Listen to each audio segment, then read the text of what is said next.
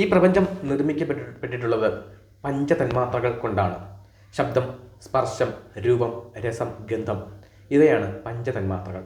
ഈ പഞ്ചതന്മാത്രകളിൽ നിന്നാണ് പഞ്ചഭൂതങ്ങൾ ഉണ്ടായത്.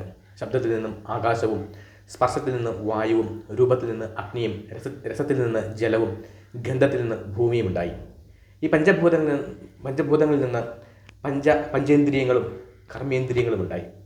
മനുഷ്യ ശരീരം നിർമ്മിക്കപ്പെട്ടിട്ടുള്ളത് പഞ്ചഭൂതങ്ങൾ കൊണ്ടാണ്. ഓരോ പഞ്ചഭൂതങ്ങളിലും ഉണ്ടാകുന്ന ആധിക്യമോ അഭാവമോ ആണ് നമ്മളുടെ ശരീരത്തിൽ രോഗങ്ങൾക്ക് കാരണമാകുന്നത് എന്ന് പറയപ്പെടുന്നു. ഈ പഞ്ചഭൂതങ്ങൾ നമ്മുടെ ശരീരത്തിൽ കൃത്യമായ അളവിലാണെന്നുണ്ടെങ്കിൽ നമുക്ക് രോഗങ്ങൾ ബാലൻസ് ചെയ്ത് നിർത്താനായിട്ട് സാധിക്കും.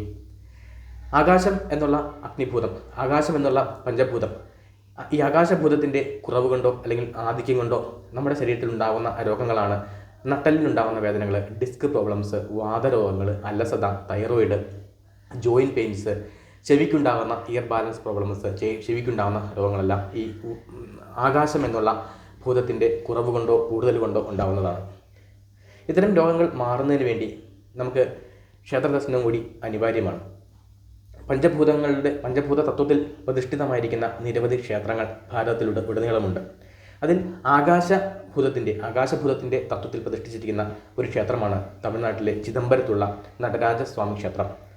ഈ നടരാജസ്വാമി ക്ഷേത്രത്തിൽ നിങ്ങൾ ഇത്തരം രോഗങ്ങളുള്ളവർ ഒരു പ്രാവശ്യമെങ്കിലും പോയി പ്രാർത്ഥിച്ചിട്ടുണ്ടെങ്കിൽ തീർച്ചയായിട്ടും അവരുടെ രോഗത്തിന് വളരെ നല്ല രീതിയിലുള്ള മാറ്റമുണ്ടാവുന്നതാണ്.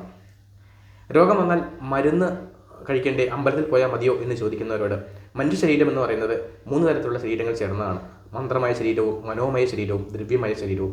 ദ്രവ്യമയ ശരീരത്തിൽ ഉണ്ടാകുന്ന അസുഖങ്ങളാണ് മരുന്ന് കൊണ്ട് മാറുകയുള്ളൂ. മന്ത്രമയത്തിലും മനോമയത്തിലും ഉണ്ടാകുന്ന അസുഖങ്ങൾക്ക് ക്ഷേത്രദർശനങ്ങളും ആധ്യാത്മികമായ കാര്യങ്ങളും അനിവാര്യം തന്നെയാണ്.